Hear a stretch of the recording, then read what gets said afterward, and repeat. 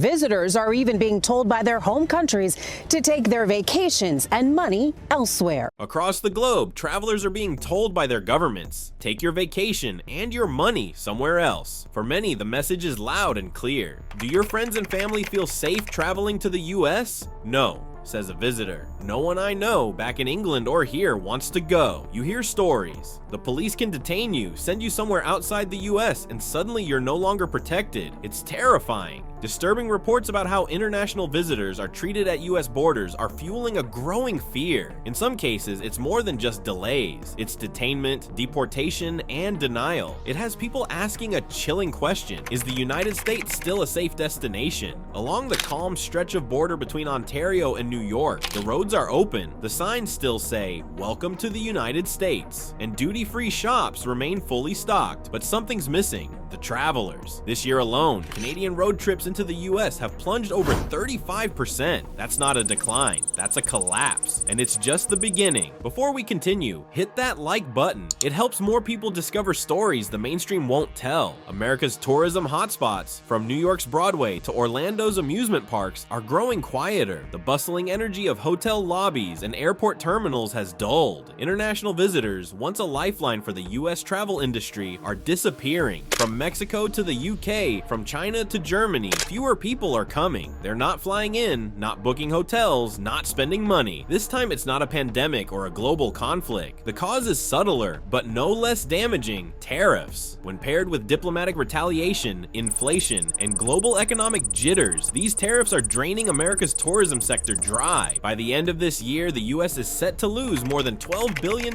in foreign tourism spending. And that's just this year. When you factor in the past few years since trade tensions began escalating, the cumulative damage crosses $30 billion. If current trends continue, losses will exceed $200 billion by the end of 2025. Yes, $200 billion gone. Silently. Let's rewind to 2019. International tourists spent nearly $200 billion in the US, supporting over 1 million jobs. Cities like San Francisco, Orlando, and New York thrived on this influx of foreign cash. But since the trade war intensified, international tourism spending in the US has dropped by 22%. This isn't a market correction. It's a dramatic shift driven by a new kind of protest: patriotic tourism. Travelers are choosing destinations that align with their politics, and increasingly, the US is not one of them. Take Canada, for example, the largest source of foreign tourists to the US. After American tariffs hit Canadian imports, Canadian officials responded in kind, urging citizens to stay home and vacation locally. The result? In February, Canadian border crossings fell by 23%. By April, they were down 35% year over year. The US Travel Association warned that even a 10% drop would cost America over $2 billion annually. We're already beyond double that. One Canadian study found that nearly 9 billion Canadian tourism dollars, once spent in places like Boston and Seattle, is now staying in Vancouver, Toronto, and Calgary. What began as a tariff tiff has now sparked a continental tourism shift. It's not just Canada. European travelers are backing away too. In Germany, the government issued a travel reminder: a valid US visa does not guarantee entry. That subtle warning made waves across Europe. Then came the economic retaliation. Tariffs on European products like wine,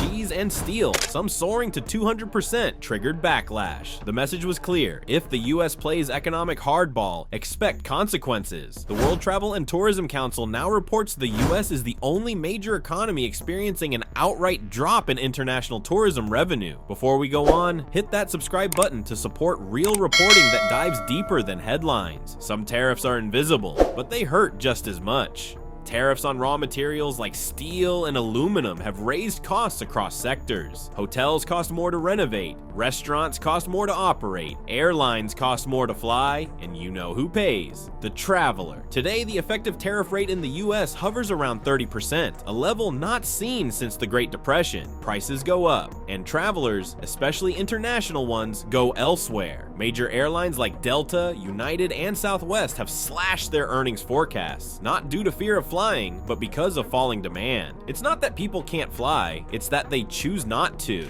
With a strong dollar and economic instability, many tourists are saying, we'll pass on America. The World Bank just downgraded US economic growth for the year to 1.4%, half of last year's rate. Las Vegas hotel occupancy is falling. Disney is seeing fewer international visitors. Broadway shows are drawing smaller crowds. And here's a fact that should alarm every policymaker. International tourists spend up to 7 times more than domestic ones. When a European family cancels a 2-week vacation, that's not just a hotel booking lost. It's thousands of dollars in meals, shopping, and tickets gone from the local economy. This is more than a tourism issue. It's a national economic emergency. Tariffs designed to shield domestic industries are now backfiring into sectors that were never part of the fight. When countries like China or Germany subtly discourage their citizens from visiting the US, not with bans, but with gentle nudges and national pride, it creates a diplomatic freeze. These boycotts aren't loud, they don't make headlines, but they are incredibly effective. This is soft power warfare, tourism as diplomacy. And for US cities and businesses that rely on foreign spending, it's devastating. Can this downward spiral be stopped? In theory, yes. Trade talks between the US and China are ongoing. Recent meetings in London showed cautious optimism, with both sides discussing partial tariff rollbacks. If successful, it could signal to the world America is open again, not just for business, but for visitors. But reputation takes time to rebuild, and infrastructure investments put on hold due to trade instability won't bounce back overnight. The US needs a full strategy reset, faster visa processing, friendlier travel policies, and global campaigns to rebuild trust. Countries like Thailand, France, and Mexico are doing this already. America risks falling behind. Even if every American added another vacation this year, the international spending shortfall would remain. Foreign tourists stay longer, spend more, and support different sectors, from luxury shopping and fine dining to museums and theater. This isn't just about money, it's about influence, perception, and America's standing in the world. Tariffs are not just taxes, they are signals. Signals that shape perception, that drive behavior, that ripple through airlines, through border towns, through Broadway, and beyond. The predicted $200 billion loss in US tourism by 2025 isn't speculative, it's already unfolding. In every empty hotel room, every canceled flight, every silent customs line, the message is clear: something has changed. And unless policymakers listen, unless diplomacy leads and trade tensions cool, the silence across America's airports and attractions will only grow louder. Because when the tourists stop coming, the loss isn't just financial, it's cultural, it's reputational, it's global. Because tourism is more than travel, it's connection, it's trust, it's a reflection of who we are and how the world sees us.